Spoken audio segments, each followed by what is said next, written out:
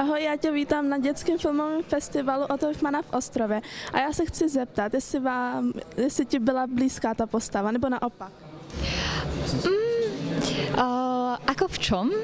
Tak vekovo približne a tým, že nejaké spoločné črty tam určite boli, ale v niečom a napríklad a práve v tej téme lásky a v tom teda, aký vzťah má ona v tom filme práve s Petrom, tak v tom sme si boli celkom rozdielne. Ako to si myslím, že ja ako Viktória by som robila pár rozdielnych rozhodnutí, takže musela som si trošku k nej aj hľadať cestu a snažiť sa porozumieť, prečo robí Alma veci tak, ako robí.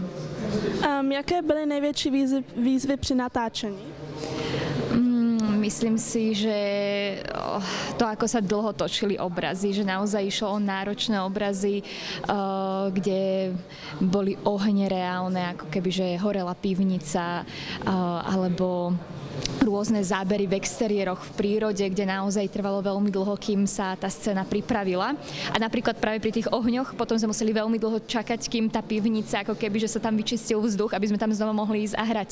Takže to, že sme jeden obraz točili 11 hodín, bolo také celkom náročné na koncentráciu, že nezaspať a stále byť v tej situácii a sústrediť sa. Co pro tebe osobně znamená Fichtelberg?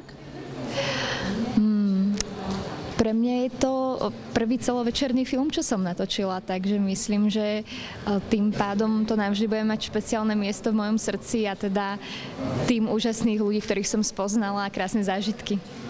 Jaké jsou tvoje další herecké plány v budoucnosti?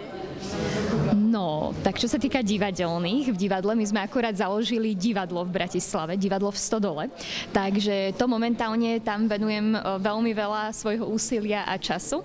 Chystáme ďalšiu sezónu. A čo sa týka filmových príležitostí, tak to v januári začíname točiť jeden muzikálový film, takže na ten sa veľmi teším. Tak jo, tak já děkuji a užijte si zbytek festivalu. Ďakujem krásne aj ty.